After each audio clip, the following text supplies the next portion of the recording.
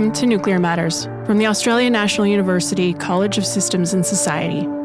I'm your host, Liz Williams, a nuclear physicist and nuclear systems discipline lead for the ANU School of Engineering. On today's episode, I'm talking all things nuclear security with Jasmin Diab. Jaz is the Managing Director of Global Nuclear Security Partners and President of Women in Nuclear Australia. She is also a military veteran with a couple of decades of experience, thinking about how to secure nuclear technologies both at home and abroad. I am personally fascinated by how experienced nuclear professionals grapple with changes in both technologies and geopolitics.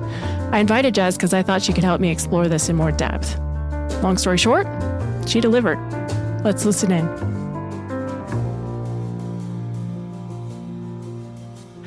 Thank you so much, Jaz, for joining us today on Nuclear Matters. It's so wonderful to have you here today. Thanks for having me, Liz. I'm excited to be able to chat nuclear with you. Yeah. I think this is the first time we're doing this kind of thing on a podcast format. Usually it's in the context of women in nuclear, I think. Yeah. Yeah, normally we nerd out with a group of women talking about nuclear. Yeah, so it's interesting that it's just you and I today. I know, slightly different dynamic. Let's dive right in, though. You specialize in nuclear security and you have an interest in nuclear threat reduction, and you are based in Australia, which doesn't have a civil nuclear industry. So I wanted to ask you how you came to specialize in nuclear security and how you ended up doing this work internationally. Yeah, so it's a bit of a weird career trajectory that I've had. I actually started out in the Australian Army. I did 22 years in uniform as a combat engineer officer. My undergraduate degree was in nuclear physics and explosive chemistry. So things that you could really only use in a military context most of the time. Had a really great career in Army looking at threat reduction from an operational response capability. And so I lived all around Australia and I've done some tours around the world, focused on predominantly countering chemical, biological, radiological and nuclear threats. And so when it came time for me to leave Army a couple of years ago, I got the tap on the shoulder from some colleagues over in the UK to get into nuclear security consulting. And so that's what I've done. About 10, 12 years ago, I went and studied nuclear engineering, mainly to keep my nerd brain active. So I did that as a bit of a side hustle to get the technical understanding of the engineering of nuclear facilities. And so being able to bring my experience from Army, my nuclear engineering together, I'm able to specialise that into security and how we make sure material is being secured appropriately, but still being able to be used for peaceful purposes. Because ultimately, that's what excites me about nuclear is the peaceful use of nuclear. And Australia has always been pretty anti-nuclear weapons. We were a country that was used in weapons testing in the 60s. And so I want to be able to use my skills to make sure that we can still use nuclear peacefully without proliferating the spread of weapons or the information that leads to nuclear weapons and nuclear threats. So let's talk about some of those peaceful uses and how those are connected to some of the threats that you were just talking about. Can you give us a particular example of where, nuclear technology for peaceful use might, if not properly secured, lead to an issue down the line? Yeah, so we see that with any kind of nuclear reactor, whether it's a research reactor, a nuclear medicine production facility, or a power generating reactor. Whether it's the fuel itself, not so much unused fuel. Unused fuel is pretty stable in its natural form, but spent fuel, radioisotopes that come out of reactors, are materials that a lot of threat groups like to be able to use to either create a credible weapon or in most cases, just create chaos and hysteria, which gives them the outcome they want, which is terrorizing communities, governments, and just creating fear within a community or country. And so what we really do is work with those facilities to make sure that it's unattractive for threat forces to get their hands on that material, because the loss of that material is actually quite catastrophic. And so we work to make sure that it can be done in a way that is cost effective, because someone standing there with a gun at a door is quite expensive and it's a bit overbearing in most cases. So there are smarter ways we can secure material, make it unattractive to be taken, and we work with facilities to tailor it for their particular needs. And each country varies as well. Big machine guns and towers in the US isn't as big of an issue as it would be here in Australia. If you had a huge machine gun tower outside a facility, let's say at Lucas Heights, for example, that would terrify the community. Yes. We have to be smarter and more nuanced in how we look at security for each of these facilities and countries. So what does nuclear security encompass, and how does it interact with nuclear safety in particular? Yeah, a great question, because a lot of times people look at security in a siloed manner and think it's just about guns, gates and guards, which is a very, I guess, old school way of looking at nuclear security. How we actually look at nuclear security is predominantly at how do you control and account for material to make sure only the right people have access to that material or information leading to that, and that it is being used in the appropriate manner and then disposed of in an appropriate manner as well. So how it links to safety systems is really in the materials accounting and control of material, in making sure that facilities are designed to allow for that movement to occur within a facility in an appropriate manner, that it doesn't impact the operations and safety of that facility, because if you have impacts on operational use, people aren't going to follow them, because we're human and we like doing things the easiest way possible. So it's making sure those systems work closely together. But one of the big friction points we have when designing nuclear facilities between safety and security is, in the event of a safety accident, let's say, you want as many safety doors as possible to open up and allow people to run out and be safe and get to a control point. From a security perspective, all those doors, it's too much. You can't just let them unlock and go. So it's, where's the right balance to allow for a facility to be safe enough for individuals, but at the same time provide enough security measures to allow access control to material. And so it's finding that nice balance. And this is where my background with nuclear engineering comes in handy, because I can understand both sides of the fence. I can understand where safety is really paramount and you need to have the right safety features in place, but can also understand, hey, this has now become a security vulnerability and security needs to be taken into account in this circumstance. So it's a really fine balance, but I think it's something that the nuclear industry has been quite conscious about over at least the last 5, 6, 7 years. And I think the Russian invasion in Ukraine really highlighted it as well, is that, hey, security and safety have to work closely together if you want facilities to continue operating as designed in a way that allows the general public to be comfortable that they're still running in a war zone, for example, or in a country that might be having some instability. That's actually a really important question. I'm wondering, in your work, does what has been going on in Ukraine with Russia coming in and occupation of nuclear facilities, et cetera, is that influencing how you are advising clients, for instance, in terms of their security planning? Definitely. And we've done a little bit of work with Ukrainian critical infrastructure security forces to allow them to understand, okay, what are the crucial bits that need to be guarded and protected, and how do you do that from a nuclear security perspective? Because there is so much they need to do to keep just everything running to survive.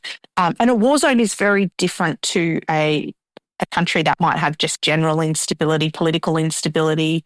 We're talking about very different threats here that have much more sophisticated capabilities and probably some quite targeted things they would want to do to a nuclear facility. And we saw that with some of the Russian targeting of Zaporizhzhia nuclear power plant. And so they're different challenges that a country in an active war zone needs to worry about from a nuclear security perspective. So that is something we do talk about with other clients, depending on what country they're in. And this is where when we see a lot of emerging nuclear nations, which is great that they want to embark on a power program, but it is, hey, there is so much more to nuclear security. That's not just about the fence around the reactor site. What is the security culture in general in this country? Where do we see the vulnerabilities and those threats? And so what the IAEA has as best practice is what we call the design basis threat for each country. Each country should have its own, and internally to that, it should have a design basis threat for civilian power plants, military nuclear uses, and that will tailor the kinds of threats that they need to protect against. And so that's the type of stuff we'll work with a facility with to say, hey, you don't need to really worry about an invasion from another country, but you do need to worry about insurgent activity, for example, or protester, like violent protester activity, or outlaw motorcycle gangs. And each of those will vary depending on location, the country itself, and then the country's general security culture and stance, which might mean some reactors have quite heavy-handed nuclear security measures, some might not. I'm curious about how you think across a life cycle for that. I mean, obviously, when you're looking at safety for a nuclear reactor, even in the early stages of the design process, you're planning for that decommissioning and, waste handling in the long term. Security, it seems like you're looking at local conditions based on what you know about a country and the likely threats. But I'm wondering, I mean, those can change over time. How do you think through that, or to what extent can you think through that, for a given circumstance? Yeah, so we design nuclear security systems against a probability of 1, so that it is guaranteed that this threat will happen to that facility. And that allows you to, I guess, design worst case scenario. But that does get reviewed throughout the lifetime of that facility because, as you say, threats will change, the local environment will change, and this is where we try to, if a facility is designed well at the start with its safety and security systems working closely together, then you shouldn't have too many large retrofit requirements later down the lifetime of that facility.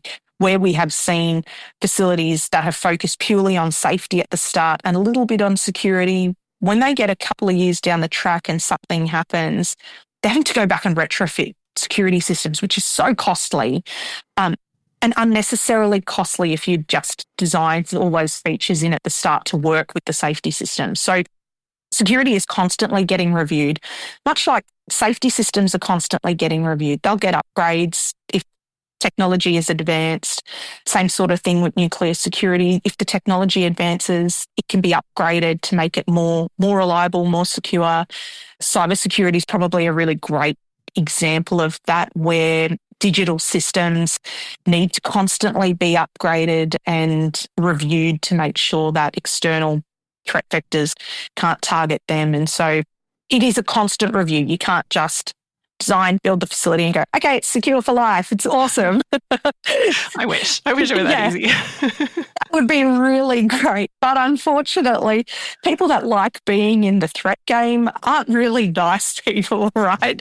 And they will try to alter how they target facilities to exploit the vulnerabilities, right? Some of these threat forces, and especially when you talk about nation states that want to influence a facility, they're patient and they will wait to find your vulnerabilities. And so it's making sure that you can understand the vulnerabilities before they do, to put the right mechanisms in place to reduce them. Yeah. This is making me think of Stuxnet. I'm wondering if you have some favorite lessons learned. Stuxnet is a really great example because it said whilst this facility might have had the perfect physical security measures in place, the fact that they were able to get access to the digital systems within this facility and exploit those digital systems to tweak them so that they weren't getting the output in their enrichment centrifuges that they were hoping, and it took a long time to realise that, meant that it had degraded the output of that facility and meant it took a lot longer for them to be able to get the amount of enriched uranium that they wanted to potentially use in a weapons program. Mm-hmm. And so that's why I think a lot of nuclear facilities and digital systems, like that is a big vulnerability. How do you reduce that? A lot of civilian nuclear power plants won't have a lot of their operational systems on the open net so that they can control those systems inside. That doesn't make them completely impenetrable. That now then puts the onus on the individuals in the operations room with access to those facilities that they have to be screened and they have to understand their security requirements and be trusted. And that's why nuclear jobs often pay really well, because they don't want you to be exploited by a threat force to offer money. You should be comfortable and happy enough in your job. So it's very intertwined. It's a big network of people and systems. Absolutely. It's complicated. It is. For those of you who aren't aware of Stuxnet, basically the idea was they wanted to target a physical system within the enrichment facilities in Iran. And what they did was they put out a virus that only targeted those particular controllers. And that virus, they basically waited for it to be brought in on a USB stick inadvertently by staff members because this facility was not on the network. It was set up to be a secure facility. And so eventually, of course, the USB stick came in because humans are humans. And that virus then caused physical damage to the facility itself. This does bring up, for me, the question of how to deal with emerging technologies in nuclear and in particular the security implications of such technologies. And I remember a while back, we actually had a chat about this. I think we were talking about fusion energy in particular. And I was wondering, this is something you're actively working on. Can you share some of the exciting developments in nuclear that we should be thinking about and planning for and what you and your colleagues are working on right now? Yeah, so there's some really interesting emerging technologies in nuclear that challenge our security and the nuclear safeguard system more broadly as well. And fusion is one of those technologies. There are lots of different ways people are conceptually building fusion power reactors. Each of them have a similar sort of requirement, which is a different kind of radioisotope as the starter fuel to then get their reaction going, and a requirement predominantly on tritium to keep those reactions going as well. Now, what we really worry about in nuclear security is any radioisotope or uranium, plutonium that can be weaponized. That's really what we're trying to prevent. Things like tritium historically haven't been as high on the radar because you didn't need a lot of it in nuclear applications, whereas in fusion, you actually need a fair bit of tritium to keep your reaction going. A lot of tritium triggers a lot of stuff because tritium is often used as a starter for a weapon, a nuclear weapon, or it can be used in large components as a material that can be used to create fear in a nuclear dirty bomb sense or radiological dispersion or exposure device. And so whilst looking at some of these emerging technologies, it is getting a good understanding of, okay, what radioisotopes are being used in these technologies? What's their half-life? What form do these come in? Are they in a material form that can be easily proliferated, stolen, sold? And if that's the case, how do we secure them? And if they're in a state that is really difficult to move, sell, shift around, then okay, so what are the ways we're making sure that we can keep it that way on a site? And I know a lot of the startup companies hate when I talk to them about nuclear security because a lot of people love fusion because, there's no waste, there's no weaponizable material. You're like, look, as a bad person, you can weaponize anything. That's the problem with bad people. And so we want to prevent that from happening before commercialization of a lot of these technologies. So we understand the risks and vulnerabilities and you just put the right mechanisms in place to prevent them and allow that to be understood. And so fusion's a really exciting one. I love that because I get to understand more about different types of isotopes, which gets the nerd in me happy. Mm-hmm. Another space we're looking at is commercial maritime and floating nuclear power plants because that presents a different kind of security challenge. the safety around maritime nuclear is well understood. The US Navy, the British Navy, French navies have been using maritime nuclear for decades. And so safety is really well known around that. But often those reactors are pretty high enriched uranium.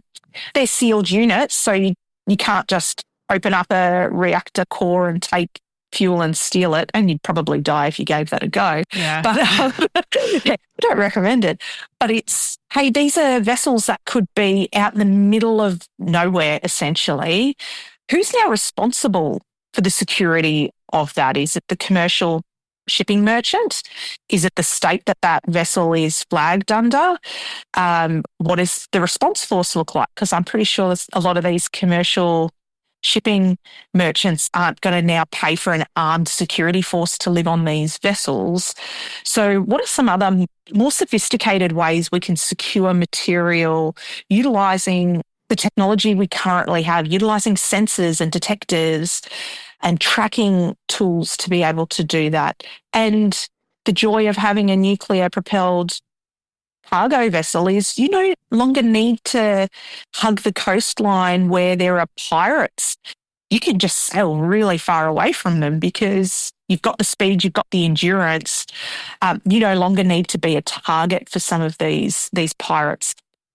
So that's a really fascinating one because it is a security problem that hasn't really been grappled with before because maritime has predominantly been in the defence space where they've been state-owned, military people on board. Security is not a problem there because they're providing the security. They are the security, So, yes. They are the security, yeah.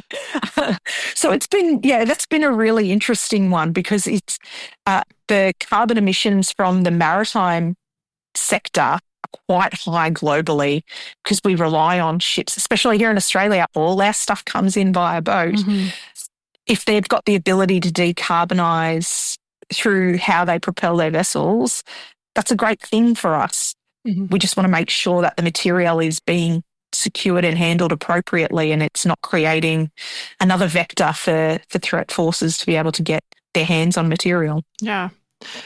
The tritium, as I understand it, also connects to fission reactors, at least for some of the fuel cycles for these facilities. That would involve, for instance, transport of tritium, et cetera. Is that something that you think about when you're looking at these things? Yeah, definitely. Transport of material is one of the more important aspects we look at for a facility because any material in transport is at risk and vulnerable. And there's a couple of case studies, one pretty interesting one out of Mexico where a source was stolen off a truck while it was in transit. And so how material is being transported and how it's being secured in transport and tracked by the right authorities is really important so that you can reduce the, threat access to that material and make it unattractive for them to take it as well.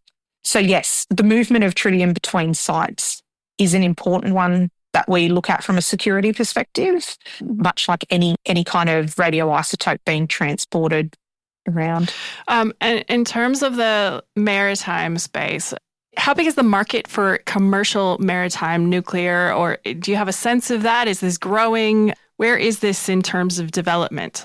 So this is growing and there are organisations at the moment. So the one we're working with closely is called NEMO, the Nuclear Energy Maritime Organisation. It's a not-for-profit that is helping shipping companies, regulators and licensing authorities understand the problem around nuclear propulsion in general from the maritime space. There are some pretty clear laws of the sea through the International Maritime Organisation, but the stuff on nuclear was written in the 80s and is pretty outdated. And so working with that organisation to say, okay, well, what is in the realm of the possible? And this really comes from a responsibility and regulation side of the house. Where are these ships likely to be flagged? Does that country have a legitimate nuclear regulator that is able to responsibly give a license for a reactor on a vessel and make sure that those license conditions are being met whilst out at sea. The thing is with commercial maritime, this is big companies that have large amounts of money. And so they are willing to throw money at this problem to see how it can work. And working with small modular reactor startups to get maritime small modular reactors that are suitable. There's interesting concepts about, does the ship buy the reactor and keep it forever? Is it a leasing arrangement? What happens with fuel? So there's so many questions out there. It is figuring out what is the most viable and most responsible way to do this.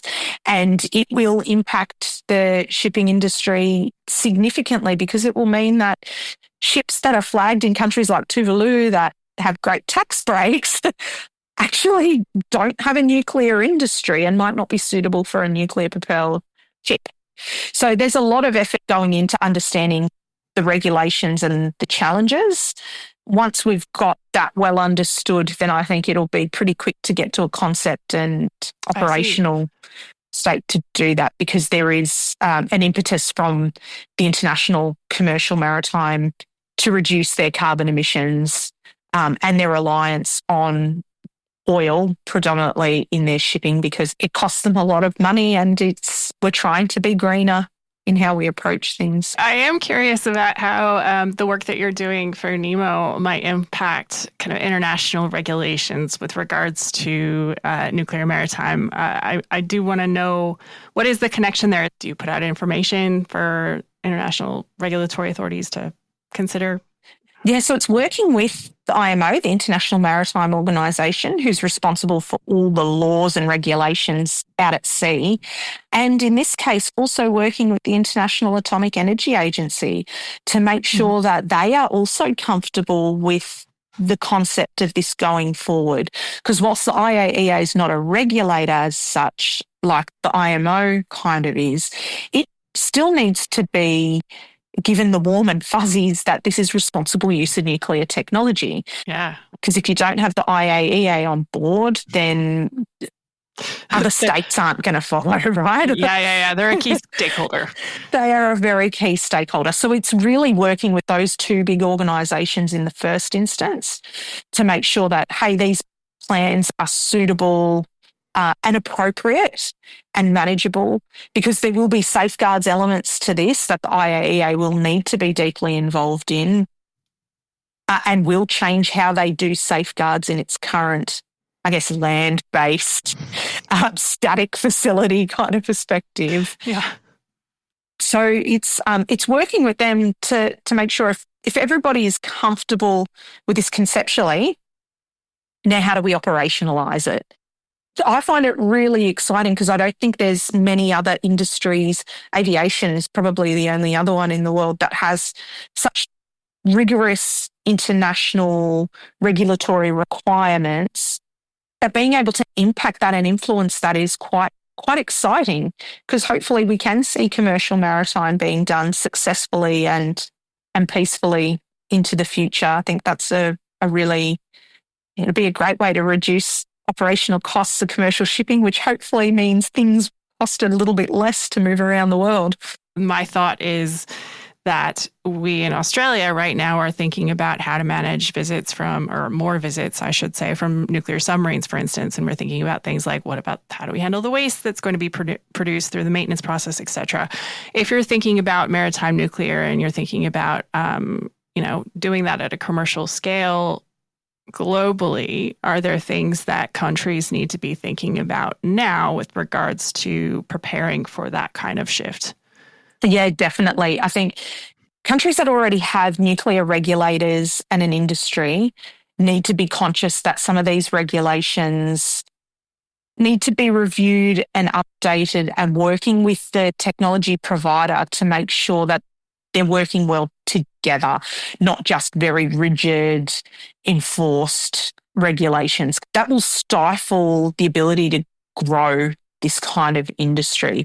And I think we're going to learn a lot from the increase in visiting nuclear ships, developing our own nuclear submarine capability, that will force us to understand, okay, how do we regulate something at sea? And yes, this is from a defence context and it will be very different to commercial, but we can learn those lessons and the challenges and put that into a maritime context, which I think is really exciting for the Australian regulators. Hopefully our PANZA and ASNO like that challenge, because this puts it clearly in their space, not in the defence regulator space, but it allows those regulators to work closely together, which is what we should see anyway from regulatory bodies in the nuclear space.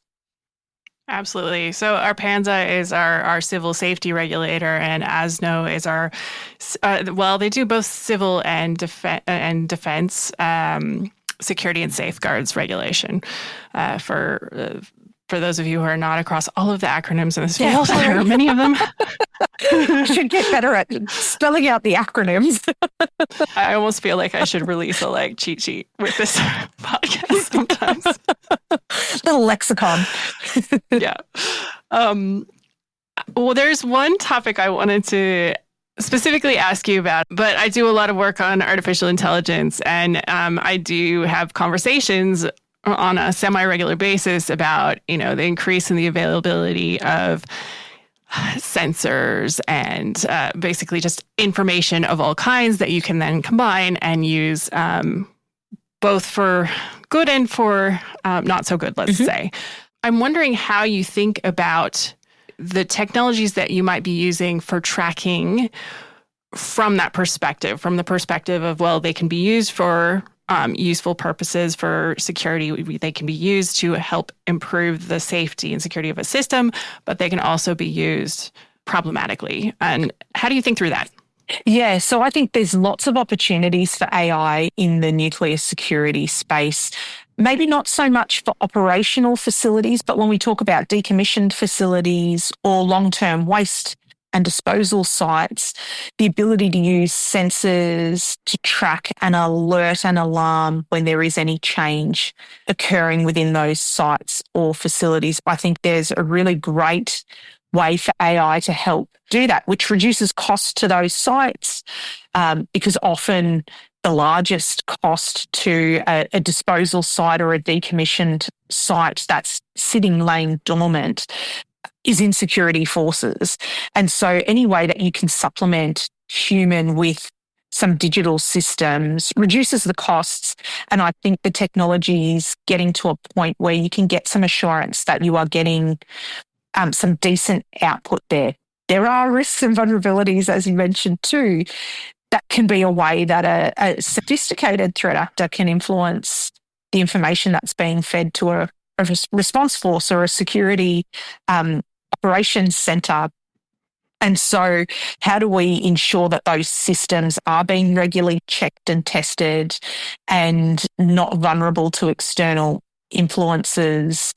I think that there's a way that we can nuance that and we can be a bit smart. And there are some sites globally that I think will be really great case studies for us to be able to do that and test it with the risk not being so extreme. I think we're a little way off doing that on operational sites where the material in use is quite spicy, I guess, is a nice way to use it, as opposed to facilities where the material, like in a long-term disposal site, it is packaged in a way that makes it very difficult for someone to get their hands on the material they want. Yeah. So it is really about just reducing access. And I think there are AI tools and systems that can be used to help be part of that security architecture.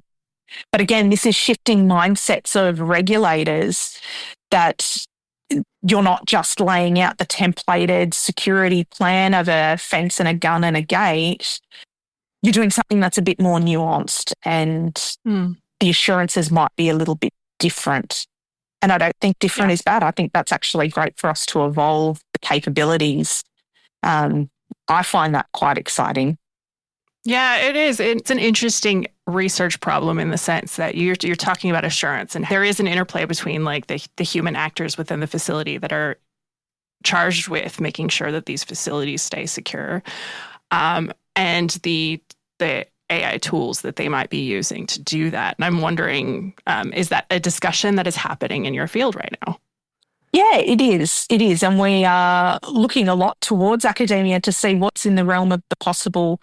And potentially, could you have a fully autonomous, secured site that robotics could be the responders, or different kind of sensors trigger different kind of responses, and that the humans in the loop might be delayed for a really big response, but it gives them time to get there, traps whatever threat actor has got to that site through other mechanisms. I think that is stuff we talk about and think about a lot.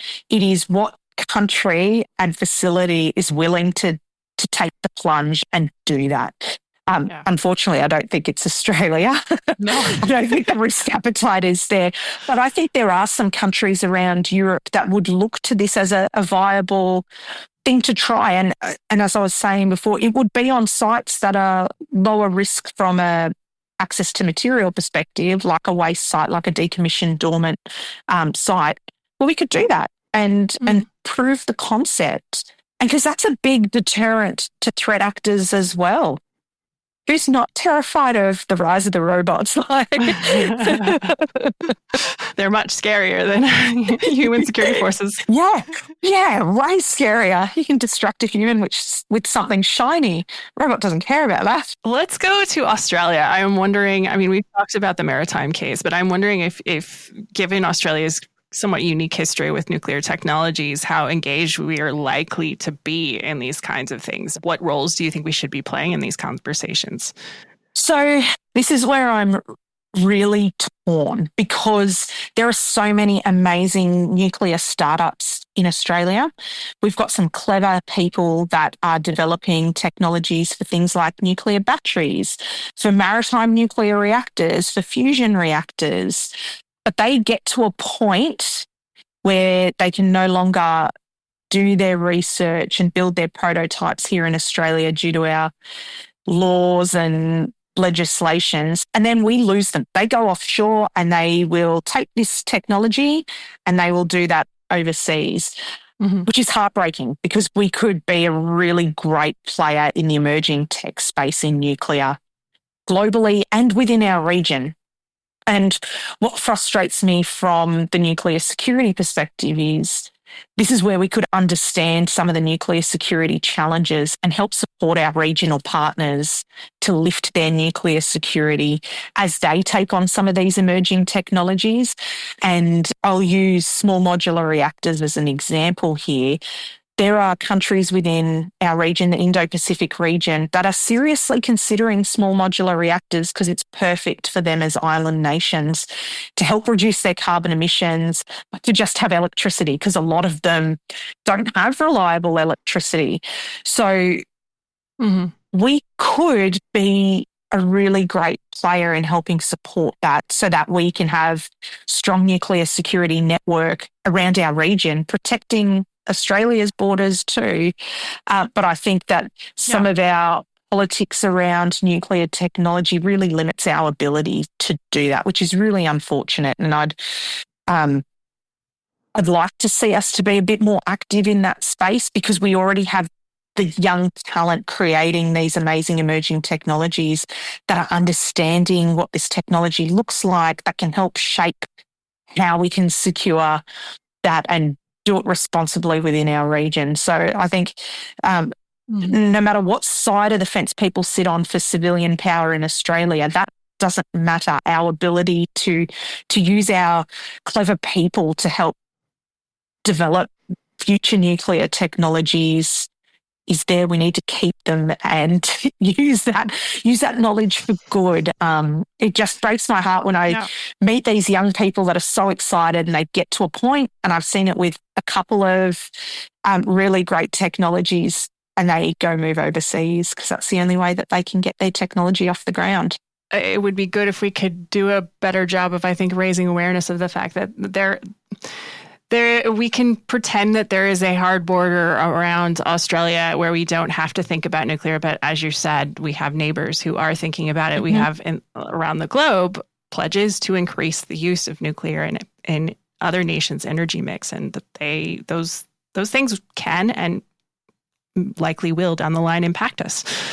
And Australia has a history of playing a strong role in, for instance, the safeguards community. And so how do you think we could move the needle on that in terms of how we see our involvement in that kind of work outside of small pockets who are already engaged within Australian nuclear?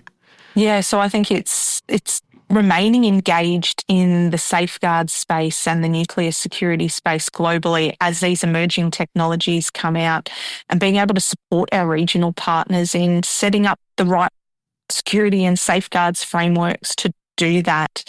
IAEA is really good at supporting safety cases around technology, but not necessarily as strong in supporting security and safeguards, because they, as the external verification, they can't really do that. It's hard. Yeah, it's hard to play both sides. But we could do that. We can support our regional partners, because at the end of the day, it's about peaceful technology being used across the globe. We sometimes need to put our bias aside and support some of our neighbours so that they can benefit from peaceful nuclear. I mean, we've done it for 70 years with a research reactor. We have some really great lessons. Yeah, it'd be a shame for us not to continue being engaged in that space. Is there anything that you've been working on lately that you want to share with our listeners that maybe we haven't touched on yet? I guess the thing that excites me, and this is, again, my nerdy side playing out, is the role that potentially microreactors could take around the globe for either small nation states or small mine sites. So I live in Western Australia. We have quite a large mining community. A lot of that community is still on diesel-powered generators or gas turbines. And I think what microreactors could do into the future is fascinating. That comes with its own security challenges. So this is the stuff that I kind of think about when I'm thinking about, hey, what's something that could be cool into the future here in WA, but how do you also ensure that it's being used responsibly? Because you're not going to have a staff of reactor operators like running a shipping container sized reactor. That's just unrealistic. So that's something that I guess personally spend a bit of time thinking about and conceptualizing, because I see it as something that's pretty cool and interesting, a bit different. Do you have a favorite microreactor pilot project or design project? So I've been watching Project Pele out of the US Army for quite a while now. I find that fascinating. And maybe it's because I've come from an army background, because they've designed this for deployable power and energy. You go to a place that's been devastated by a natural disaster, power is often a really big challenge. Rock up with a shipping container that has a microreactor on there and you've been able to power a whole city. Like, that's pretty cool. So Project Pele is one that I've been watching, and that's predominantly looking at the Westinghouse E Vinci microreactor, which is pretty cool. The Koreans have a really cool one as well. Smart 100, I think, is what they've named that. And there's a few I'm keeping an eye on. I like microreactors. I think they're really great. Well, we can put a link or two in the show notes for people to check those out. Is there anything else you wanted to say anything about? You can tell people a little bit about Women in Nuclear, for instance. We mentioned that. Yeah, so Women in Nuclear is a global organisation of professionals that believe in diversity and inclusion in the workforce, but it is an amazing network of professionals across all facets of nuclear and radiological technology. So as a bit of a nuclear tourist, if I want to travel somewhere, I'll reach out to one of my Women in Nuclear global friends and say, hey, I'm coming here. Can we check this out? And it's an amazing network. Mm-hmm. Here in Australia, we have our own chapter, Women in Nuclear Australia. We're across the whole of Australia. I think less Tassie. I don't think we have a member in Tassie yet. Maybe we need to get one. Look at that. Yeah. UTAS must have some sort of nuclear program there. But we are a network of professionals of any gender that work in the nuclear industry. And what we try to do is encourage young people for nuclear careers through networking and role modelling. And then for the rest of us that are just working in the industry is be able to have this amazing network of professionals to bounce ideas off, to support one another. I think one of our most popular things we do is we have a newsletter every month, and it has links to lots of different jobs and opportunities, and we get access to various scholarships for short courses or activities. And so that's something we can provide our members, and it's free to join. You just jump on the website and join. And I love it. It's my village, but it's how I met you, Liz. We have lots of chats through Women in Nuclear, and some of my closest friends are Women in Nuclear colleagues, because we can have great chats about everything from nuclear stuff through to having to deal with some really difficult individual in the workplace. Everyone needs a community that they can bring those things to. Yeah, definitely. Well, I will put a link to Women in Nuclear Australia also in the notes that go with this show so that you can go have a look. And if you are interested, you are also welcome to join. So thank you so much, Jaz. I really appreciated this conversation. I learned so much from you. And I'm really glad because I feel like I know a lot more about what you do now. And so I'll get to nerd out with you a bit more in future conversations. Awesome. Thanks, Liz. This has been really fun.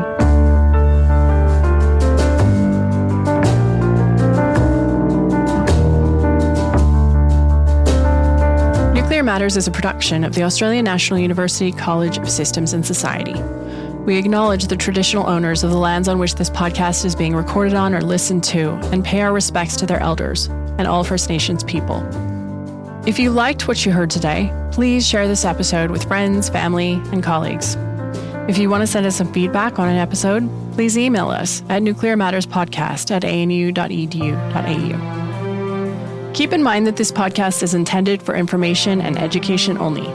The views and opinions expressed in each episode are those of the individual speakers and do not represent the official policy or position of the Australian National University College of Systems and Society or the university as a whole.